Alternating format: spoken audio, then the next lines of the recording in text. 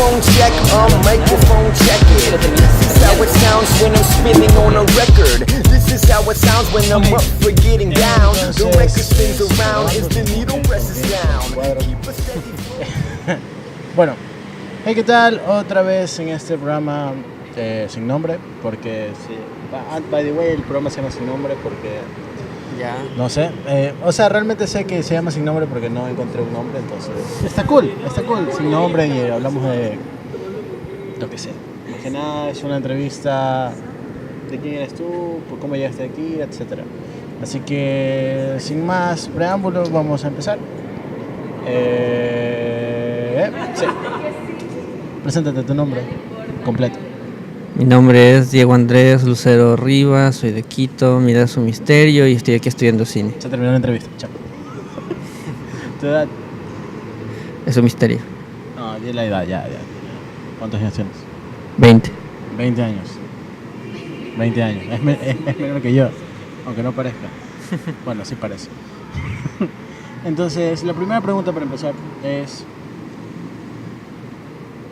¿Tú querías estudiar cine? ¿Tú querías venir para acá? ¿Cómo llegaste aquí? O sea, la pregunta, la única cosa... Dije 3 preguntas. ¿Cómo llegaste a Los Artes? Llegué a Los Artes porque iba a estudiar cine en otra parte. Mi objetivo siempre fue ir a estudiar cine. Sí, estudiar cine. Y tenía 2 metas. O era irme a estudiar cine en Estados Unidos, en Los Ángeles. Estaba sacando papeles y todo por una beca. Irme a estudiar tal vez a Brasil, que me quedaba muy cercano. Viví 3 años en Brasil y ninguna de las 2 me resultó. Y alguien me dijo, una persona que se inscribió aquí y no logró entrar, que están abriendo un proyecto que era público de Universidad de Artes, y me pareció interesante. Tenía un precedente de que si no estudiaba cine, que era lo que yo quería, tal vez iba a estudiar comunicación social. Y también hubiera entrado en una universidad pública, que era la Universidad Central.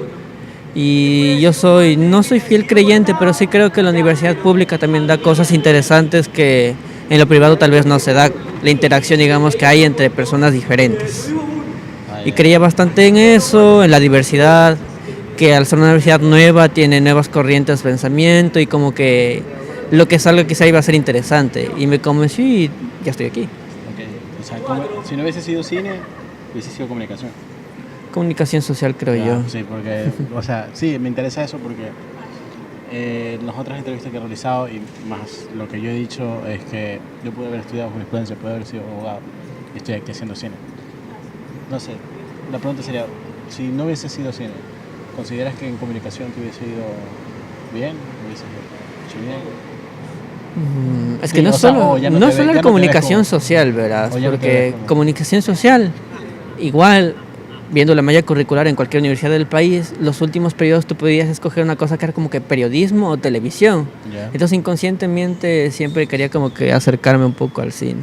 Por ahí va la cosa. Ahora, si no hubiera escogido ni comunicación social y tampoco hubiera escogido cine, me hubiera inclinado más quizá por el dibujo. Siempre quise ser tatuador, pero como una cosa así súper secundaria. Quizá pude haber sido músico, pero no me gusta cantar, solo tocar la guitarra. La batería, o pude haber sido... En parte también eres músico. Mi mamá es productora musical. Okay. Mi papá es productor artístico en general, pero con un fuerte muy grande en música, obviamente, y también en teatro. Entonces como que hay un background ahí que también como que marcó un camino, y aparte mi abuelo fue un pintor medio famoso en los 70, 80. ¿Nombre? Augusto Lucero. Okay. Entonces como que ahí quedó una cosa marcada, o sea, como que quedó un camino. O sea, siempre has estado en el mundo del arte. Sí, al menos yo creo que desde pequeño metido en las obras de mi abuelo. Mi abuelo es arquitecto, se graduó como arquitecto, pero al final terminó estudiando en la Escuela de Artes Plásticas en Quito y fue muy conocido porque aparte de su labor arquitectónica y todo esto, él fue uno de los escenógrafos y pintores de telones más importantes en la parte teatral y trabajó en algunas películas muy pequeñas, que se podría decir ahora de clase B, en las que, digamos, él pintaba los fondos, hacía una especie de decorado, hacía como que parte del departamento de dirección de arte, pero en sí no era dirección de arte. Okay. Y había cosas relacionadas por ahí. Desde pequeño también mi mamá me metió a hacer doblajes para algunas propagandas, de hecho actué en algunas propagandas. ¿Cuáles? A ver si las pongo aquí. Había una propaganda de Nido, que hasta ahora existe esa huevada de Nido. Sí. Y yo polvo, creo que la para primera que no propaganda en la que salí fue Nido. ¿Saliste? Pero claro, salí y era una cosa así súper densa porque tengo recuerdos, pero tampoco es como que está todo marcado. Okay. Pero, o sea, no me veía como me veo ahora. Era una cosa totalmente diferente y fue como que desde ahí ya había como que una inclinación hacia ciertas cosas. Y aparte también, no solo mis compañeros, sino también gente que iba conociendo con el pasar de los años, había como que un impulso para que a veces lo que pienso se transmita, pero sin también caer en una cosa ególatra, como que solo lo que yo pienso debería verse. Entonces pensaba que el cine era como que una especie de arte que confluye también parte de la música que me gusta, lo visual, la parte discursiva también, y como que tengo un poco de todo, y por ahí va la cosa. Okay. Una de las preguntas que ya he realizado y es la que más me interesa de realizar a diversas personas, porque este programa voy a tratar de, no sé, hacerlo con la mayoría que pueda de la Universidad de las Artes, como un registro histórico de lo que pudo ser que un día fue la Universidad de las Artes. Entonces, la pregunta es, ya he dicho este ejemplo, es como cómo ve un pintor, de lo que yo puedo llegar, o de lo que he dicho es como el man, si ve el mundo real, quizás su perspectiva, como ve las cosas es, ve esa pared y ve la luz, ve cómo cae la luz, ve cómo ve las sombras. Quizá yo como cinéfilo veo las perspectivas, siempre cuando camino veo las perspectivas, quizá los planos, si a veces ya aburrido me pongo a ver qué tan cerca está esto de acá. Tú como cineasta, ¿cómo ves tú el mundo? Pese a que tu pregunta no es clara, O sea, ¿cómo tú lo puedo yo decir que, no sé, yo siento como artista que no tengo ningún deber con la realidad. Entonces a mí la realidad puede estar valiendo hasta bolsa. Okay. Y para mí, yo creo una de mis motivaciones en la vida siempre ha sido ver cómo funciona la luz. Siempre, ver cómo funciona la luz. Por qué la luz se ve diferente según el lugar donde estés, dentro del Ecuador, en otros países, cómo funciona la luz. Cosas que me han pasado súper chéveres, porque hay países en los que son las 8 de la noche y todavía hay luz, como que fueran las 4 aquí. Y cómo pasa eso y cómo trabajar con eso, porque al final te termina sirviendo. Causa cierta emoción, y cómo también la luz puede dar unos tonos, digamos, algo que ya está ahí, que puede ser un discurso, una imagen, o una persona. Como la luz, dependiendo del punto de donde le dé la forma y la intensidad, puede hacer que una persona se vea diferente. Y como también la luz es una excusa para, como te decía, desarmar la realidad, no necesariamente decir, la luz es esto, ya, va. Como que por ahí va lo mío.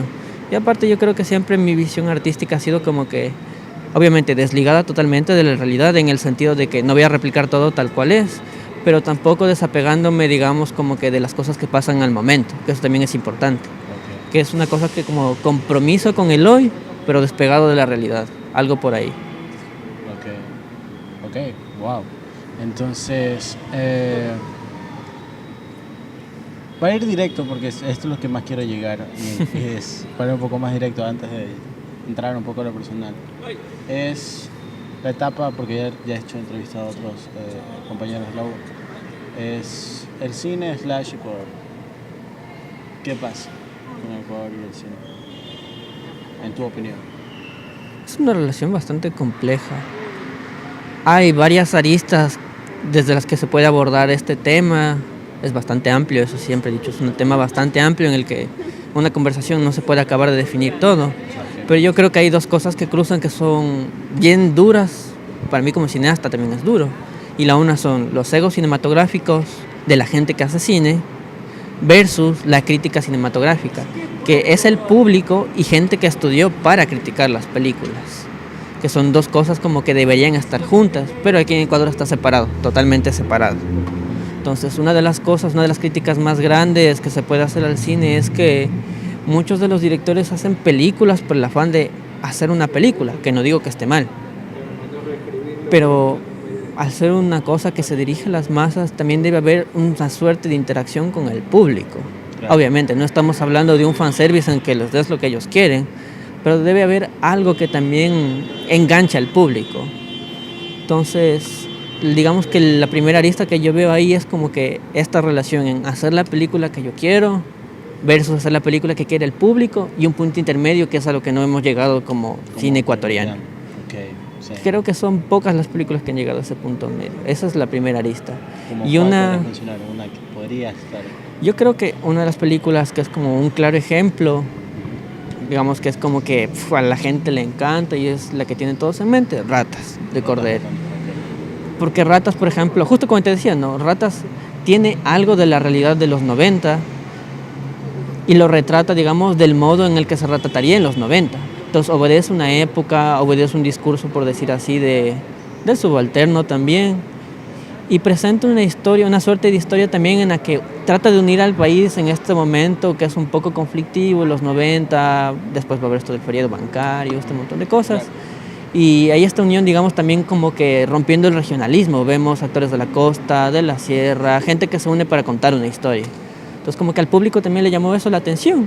Y al ver quizás la realidad de ese momento en una historia, independientemente de cuál sea la historia, es como que hay un gancho. Entonces, de cierta manera, el cine ecuatoriano actual, contemporáneo, no ha hecho ninguna película que retrate nuestra realidad del momento, quizás. No tanto. Hay una película, exacto. Sobre el punto clave, que es el feriado, y para atrás, como que se queda ahí tratar de... No es tanto eso. Entonces, por ejemplo, otra película que a mí me parece que es muy importante para la cinematografía del Ecuador es la película de Arístides Vargas que se llama A esta altura de la vida, que es una película de bajo costo, a blanco y negro, filmado con una cámara digital como la que estamos filmando ahorita, filmada, si no me equivoco, entre el año 2004 y el año 2008, no me acuerdo exactamente la fecha, pero es una película de una sola ocasión, filmada en una terraza, con una fotografía excelente a blanco y negro, y con una idea de tragicomedia, burlándose igual de la situación del cine ecuatoriano y de la situación de la gente que ve cine en general.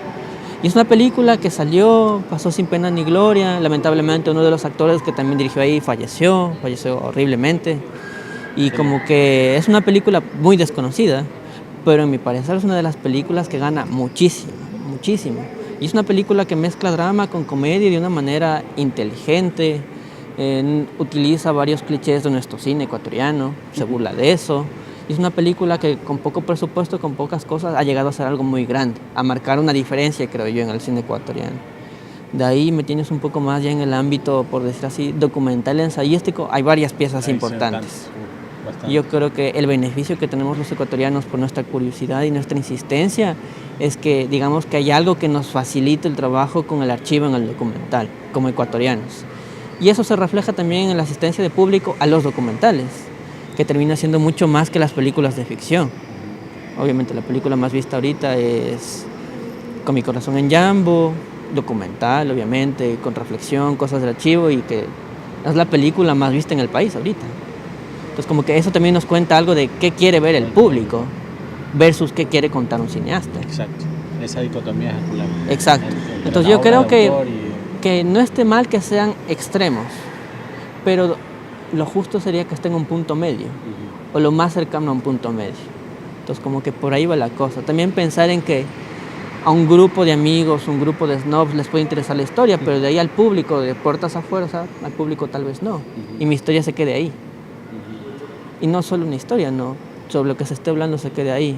Entonces la idea es como que partir de estas primeras aristas, este deber, digamos, del cineasta de estar comprometido con el hoy, que no es malo, pero también eso no significa que tenga que obedecer a la sociedad en la que está, necesariamente. Entonces, uno de los problemas de nuestro cine actual es que estamos cayendo en clichés en el que esperamos que nuestra película dé un mensaje, cuando la película lo que debería hacer es generar una reacción, que puede ser buena o puede ser mala, pero hay una reacción, versus un mensaje que termina siendo algo incluso moral en algunos casos, creo yo. Sí, moral en algunos casos. Entonces es un poco complejo. Porque también obedece a la subjetividad de cada uno. Hay gente a la que le gusta, hay gente a la que no le gusta. Pero yo no soy muy partidario de eso. Porque eso hace creer a la gente en lo macro que el cine siempre va a ser así. Y cuando tú muestras una pieza diferente, la gente no va a estar como que muy apegada a eso. Entonces es complejo, es bastante complejo. Ok. Entonces, la siguiente pregunta sería, tú, como futuro cineasta, el futuro del país de la cinematografía, Diego Lucero, el futuro del país en la cinematografía, ¿a qué cine te apuntas qué directores o tipo de cine tú quisieras experimentar, tratar? Siempre me ha gustado el cine experimental, en general. No creo yo mucho en esta división entre ficción y realidad, porque eso me parece que es anticuado, ya estamos más allá de la modernidad, estamos en la posmodernidad, y hace mucho tiempo que ya esa barrera se diluyó. Entonces yo soy muy partidario de, sí, la parte ensayística en el cine, me gusta mucho, pero también me gusta la parte experimental. O sea, coger cosas de la ficción, coger cosas del documental. Me encanta el trabajo con archivo. En estos momentos estoy haciendo un trabajo con archivo. Me gusta trabajar también con cosas un poco antiguas, porque me gusta también este sentimiento de la nostalgia. Yo creo que mi cine, si habría que definirlo con pocas palabras, es un cine de la memoria y de la nostalgia. Es el cine de Diego Lucero. Wow. Entonces, es una cosa interesante, porque como te decía, juego con los compromisos de hoy. Estoy haciendo una historia, por ejemplo, que habla sobre esta oleada de que hay de violaciones y todo, pero es una historia que se trata sutilmente, de forma experimental, a través de la historia de una persona, de un niño. Y trato de darle a la gente algo que no es común, que es la perspectiva de un niño. Exacto. Y jugar con una sociedad que quizás se refleja la sociedad ecuatoriana. Y que yo siento que si eso se muestra a un público, a la gente le va a interesar. Es una forma, digamos, más orgánica de acercarnos a esas cosas. Y asimismo también tengo mi otra faceta, que como te digo, es esta faceta ensayística. No quiero decirle documental porque no es solo documental, o sea, no es solo decir esto es la realidad y ya, sino que hay una reflexión de esto. Y sobre todo lo que te decía, ¿no? Hay una nostalgia y a la vez una reflexión sobre mi ser cinematográfico y mi background, lo que yo conozco y sé que puedo hablar. Entonces, de este lado, por ejemplo, he filmado a mi familia. Es durísimo, es denso porque no se dejan, pero yo he llegado a algo que es como yo digo, Lucero, al hablar de mi familia, al mostrar mi familia, puedo llegar a algo macro, algo universal, que es hacer que el espectador se identifique y diga, mi familia también es así, tiene estos gestos y aquí pasa algo. Y como que al ver la realidad de mi familia, quizá la gente también darse cuenta que hay una realidad como ecuatorianos que compartimos y hay ciertas cosas. Entonces, yo también estoy en un proceso de intentar rodar un documental acerca de mi abuelo, porque mi abuelo tiene como un dato mágico, por así decirlo, porque según mi bisabuelo, según, no sé si sea verdad, es lo que trato de averiguar, era un pirata que tuvo que huir del puerto de Guayaquil al campo, y desde ahí vengo yo, o sea, trato de descubrir y es difícil, es muy complejo. Es complejo, claro. Una de las cosas, por ejemplo, que pasan, que yo creo que es un conflicto súper duro, tú cuando revisas tu material varias veces, muchas veces te das cuenta de que hay cosas que al comienzo te gustaban, pero que si te das cuenta, digamos, pensando en el espectador no va a entender ese tipo de referencias porque son muy personales, son familiares. Entonces hay cosas que con mucho dolor tienes que cortar. Pero también después hay una especie como que de retribución, como que lo que en inglés se llama el payback, que tú te sientes después genial cuando ves que tu material, o sea, lo puede entender alguien que no sabe quién eres, o que no sabe quién es tu familia. Sí. Hay una suerte como que de encantamiento que también al despegarse, alejarse de las cosas que hemos filmado, hay un reacercamiento, un nuevo acercamiento desde el asiento del espectador, que es lo que yo creo que como cine ecuatoriano nos estaba faltando hace mucho tiempo. Ok. Entonces, como últimas dos preguntas, de que ya para finalizar el tema de Ecuador y todo esto, son dos preguntas de base. Dime tú, Diego Lucero, futuro cineasta del Ecuador, ya cineasta, ya puedes considerarte cineasta, director. ¿Cómo te pondría yo en la entrevista? Diego Lucero, documentalista. No sé, yo nunca he sido mucho ni de autodefinirme ni nada. No, pues, por la entrevista. O sea, cineasta nada más. Cineasta. Sí, ya, porque yo creo que en todo momento he hecho de todo. En todo momento hemos hecho sonido, foto, cámara. Todo, sí. Estoy especializándome en fotografía, pero eso no quiere decir que haga fotografía toda la vida. Ok. Entonces, dime Lucero, tú, Diego Lucero.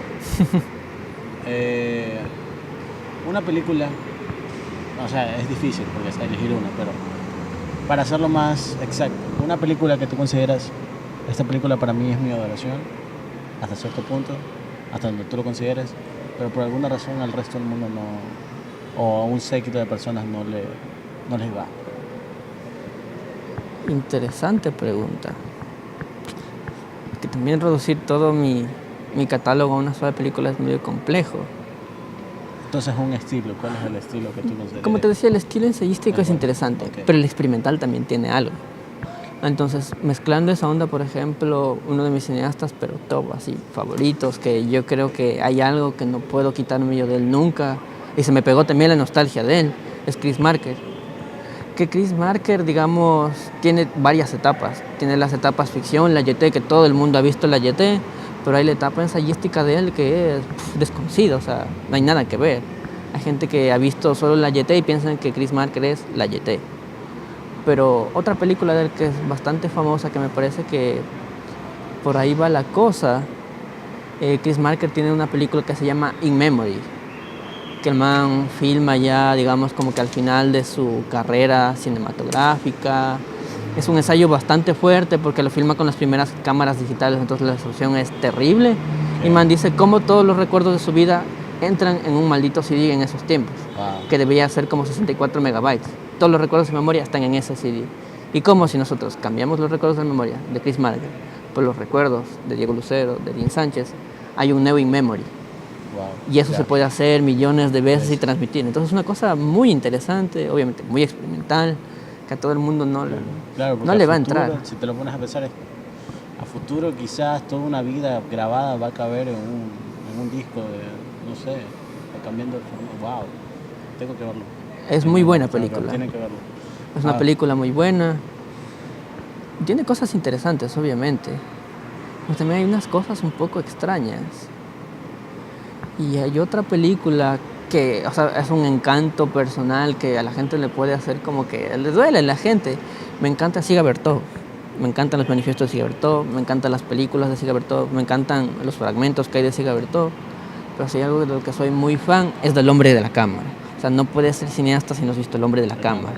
Necesitas sentarte y ver las 3 horas de película con música, sin diálogos, en buena calidad, maldita sea, porque es una película de la que aprendes un montón.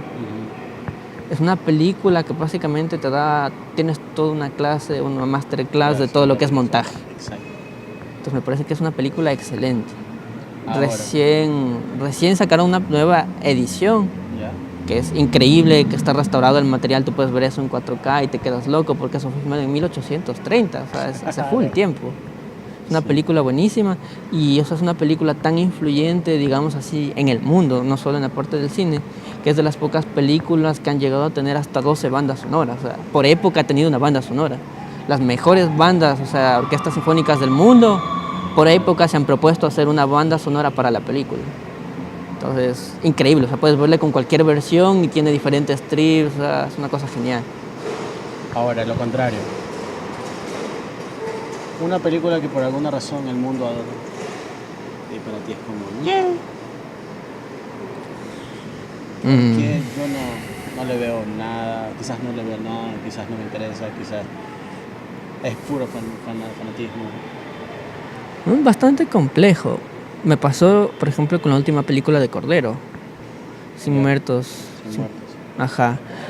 Porque pese a que es una película que tiene cosas muy interesantes y pese a que es cine ecuatoriano, yo siento que también no criticarle al cine ecuatoriano es como no criticarse a uno mismo, entonces es complejo. Entonces yo puedo decir que Cordero, director, estuvo haciendo cosas que no debería haberlas hecho como director, porque el guión no era de él, obviamente. Entonces, al involucrar al director en procesos que no son de él, es como que le desvía su atención a la parte actoral. Y hay gente de televisión que, o sea, mucha gente no tenías una memoria de decir, capaz nunca le voy a ver una película a este man, y boom, estaba en película y actuaba súper bien. Ajá, sí. Pero en cambio como película, o sea, no se resolvían las cosas. Sí. Y tampoco estoy diciendo que nos resuelvan todo, pero es una película que termina sin tener sentido. Es una película que se terminó filmando como que 3 años después de que fue propuesta. Y la temática que tenía también como que ya la habíamos resuelto como ecuatorianos y como que tampoco no calzaba del todo. Entonces como que fue una película que, independientemente de que esté bien o mal su guión, como que tal vez la espera de esa película hizo como que decaiga. También en Ecuador es un poco lento el viaje para llegar a... Pero igual, me parece que fue mucho tiempo. Sí, sea... Aparte de los competidores que tenían ese año, por ejemplo, pensando puntualmente en Alba, es como que estaban años luz en temáticas, digamos así, en puestas en escena, incluso como que en el background de la película como que estaban años luz. O sea, ya habíamos dejado quizá esta imagen un poco pornográfica sobre la pobreza, la lucha social y todo, que hasta cierto punto está bien. Pero si abusas de eso, termina siendo como una imagen donde tú vendes eso, tú estás lucrándote de eso. Y a la gente le puede gustar, porque es lo que la gente ve en la televisión. Pero llevar eso al cine como que también nos perjudica a nosotros como futuros cineastas. Entonces como que sí hay que darle un freno a eso. De cierta manera lo que le pasó a México hace 5 años. Sí. Pero que también tuvo, después de eso dijeron, no, demasiadas películas de este estilo y se fueron a lo comercial completamente y todo el cine mexicano se fue comercial. Bueno. Entonces, como última pregunta, señor Lucero, futuro cineasta, ahora de esta conversación he aprendido demasiado. Es a ese muchacho que no conoce, no sabe qué hacer en su vida, está perdido, quizás ha estado caminando en el mundo del arte, quizás no ha estado caminando en el mundo del arte, pero quiere estudiar algo, no sabe qué le dirías. Sigue tus sueños. Solo eso, o sea, sigue tus sueños. Obviamente, ejecutar un sueño, bajar un sueño al piso, es cagado. O sea, es arriesgarse, es todo, es nada. Porque yo creo cuando uno abandona el lado artístico, por experiencia no propia, pero sí de familiares que venimos de una familia de artistas y lo han abandonado, al final es como que lo terminas extrañando. Y es como que te duele en el fondo, es como que traicionarse uno mismo. Entonces como que al final, o sea, sigue eso. Y aparte somos jóvenes, o sea, si no te funciona, te sales, o sea, la cagaste, pero aprendes. O sea, no se puede aprender si no la cagas. Entonces, si no te funciona, o sea, sal y experimenta. Y yo creo que toda esta gente que tiene algo de artista, cineasta, pintor, músico, teatrero, etcétera, o sea, son personas que en el fondo saben que tienen una sensibilidad que no es que sea especial, pero sí es diferente a lo de los demás. Y quizás su visión con esta sensibilidad puede a la gente hacer ver algo que muchas veces está desapercibido, o quizá puede darle a saber algo nuevo. Entonces yo siempre pienso que la sensibilidad del artista es algo único que en otras profesiones no existe, o sea, no reluce, no sale. Y obviamente también hay el ego artístico, ¿no? Claro. Pero yo creo que es eso, o sea, es una sensibilidad única, grande, es un brillo que tienen los artistas, independientemente de que sea bueno o no. Pero tienen algo que dice, chucha, este man ve las cosas de otra manera y puede ser bacán. Entonces como que por ahí hay algo. Okay. Bueno, esa sería la entrevista con Diego Lucero. Aquí la última pregunta sería, ¿a quién tú de la U nominarías para entrevistarlo? Para alguien que tú creas que podría dar una visión, una perspectiva en el campo artístico, de cualquier carrera, de cualquiera, la que sea. ¿De cualquier carrera? Sí.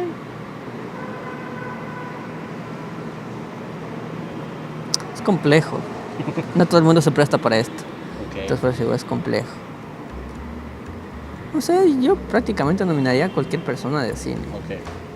Entonces, a cualquier persona de cine. Porque el hecho de que seamos de cine también nos obliga a poder comunicar nuestras putas ideas. Exacto. Entonces deberían poder hablar.